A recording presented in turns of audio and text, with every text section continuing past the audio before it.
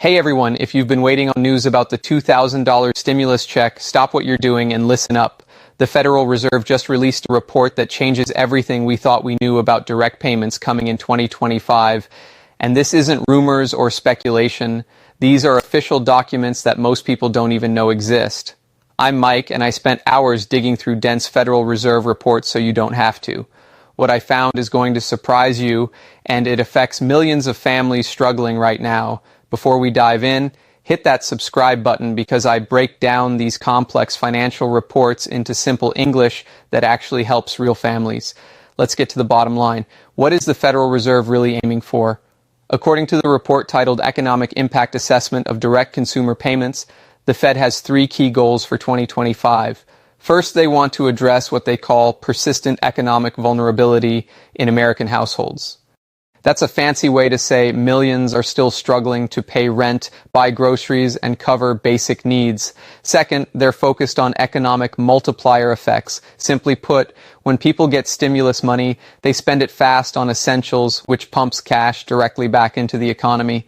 The Fed's own data shows every dollar in payments generates about $1.67 in economic activity.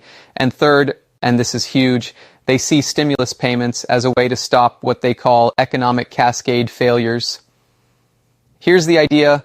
When families can't pay rent, landlords struggle. When landlords struggle, property values fall. When property values drop, banks get nervous. It's all connected. But here's what the report doesn't say directly, and this is me reading between the lines after years covering this. Political pressure is part of it too. Midterms are over, but economic pain remains for millions of families. Now, who does this impact? The Fed's report breaks down data in some surprising ways. First, single mothers. The report says 68% of single-parent households headed by women are still facing financial stress. That's nearly 7 out of 10 single moms struggling with housing, food, or utilities. If you're a mom watching this, you're not alone, and you're definitely not failing. The system is. Veterans are another group flagged. Despite programs to help, 23% of veteran households still face persistent economic hardship.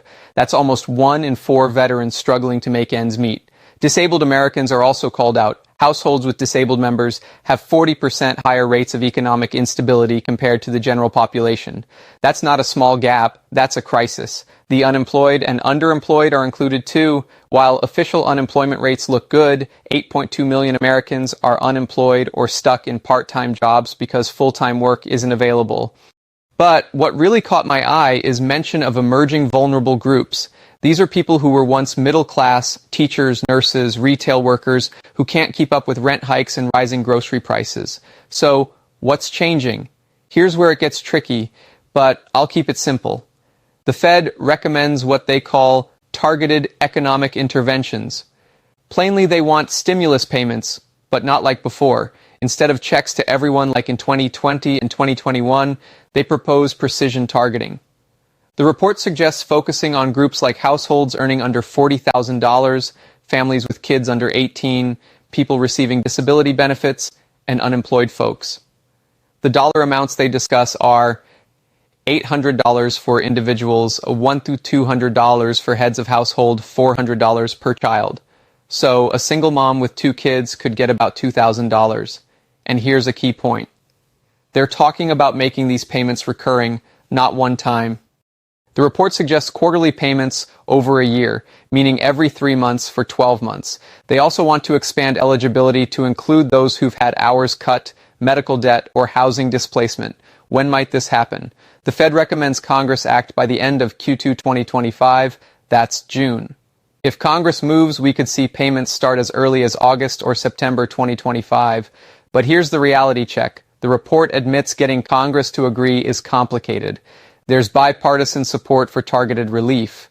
Republicans like helping working families and vets. Democrats want broader support for vulnerable groups.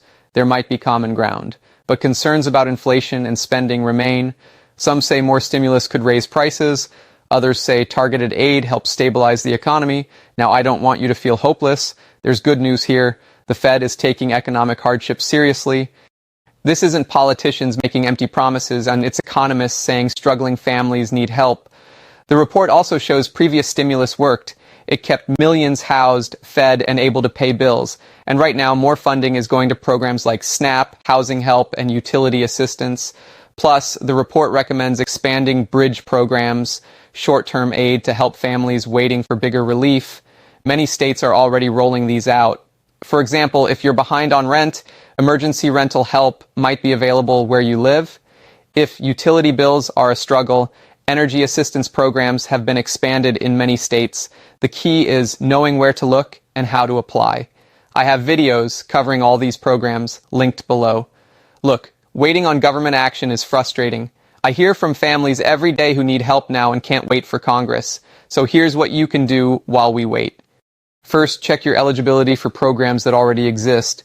SNAP, WIC, Medicaid, housing aid. Second, look into emergency aid programs in your state. Many have faster help for housing, utilities, or food emergencies. Third, if you're unemployed or underemployed, check local workforce development programs that offer support while you train or job hunt. Fourth, don't forget tax credits. Earned income and child tax credits can put thousands in your pocket. If you haven't filed 2024 taxes yet, make sure you claim all you're owed. And finally, build your support network and connect with community groups, churches, and mutual aid. Sometimes help is closer than you think. What should we expect next? The Fed's report is just the first step. Next, it goes to Congress, where things get interesting. We'll see hearings, debates, and political maneuvering. I'll track every update and break it down in real terms for your daily life. No spin, no jargon. Based on past experience, we might see progress by late spring or early summer. That means clearer answers by April or May. Meanwhile, keep advocating for yourself and your family. Contact your representatives and tell them your story. Politicians need to hear from real people with real struggles. Remember, you're not asking for handouts. You're asking for support during tough times. That's exactly what these programs aim to provide. Before you go, do three things. Subscribe and hit the notification bell. Share this video with anyone who needs this info. Sharing helps reach more families who need it. Check out the videos linked below.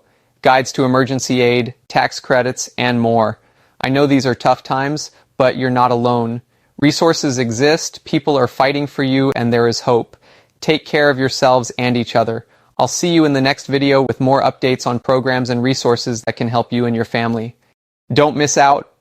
3 settlements with payments up to $5,000 Americans must take advantage of before the November deadline.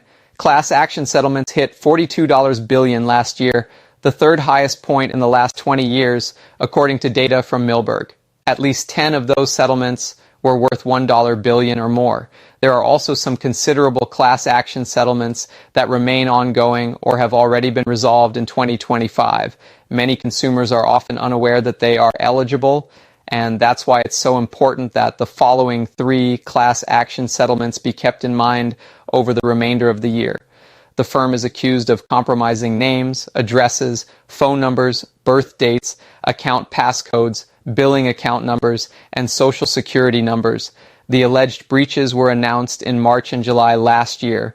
Class members whose information was compromised in the first data breach can receive up to $5,000. Those who had their details compromised in the second data breach can receive up to $2,500. To receive payments, those affected must submit a form by November 18, 2025. Plasma Donation Center, Octapharma Plasma. This company was similarly accused by plaintiffs of a data breach in April last year. The company allegedly compromised sensitive information such as names, birth dates, social security numbers, health information, and donor eligibility information. While the firm has not admitted any wrongdoing, it agreed to a $255 million settlement to resolve the claims. Class members can receive up to $5,000 for losses related to the breach. To receive the money, they must submit a valid claim form by November 14, 2025. Plaintiffs in the data breach class action lawsuit claim BCHP could have prevented the breach through reasonable cybersecurity measures. BCHP has not admitted any wrongdoing but agreed to a $515 million settlement. Under the terms of the settlement, class members can receive a cash payment and 2 years of free medical data monitoring. Class members can choose to receive either a documented loss payment of up to $5,000 or an undocumented loss payment of around $100. The deadline for submitting a claim is November 20.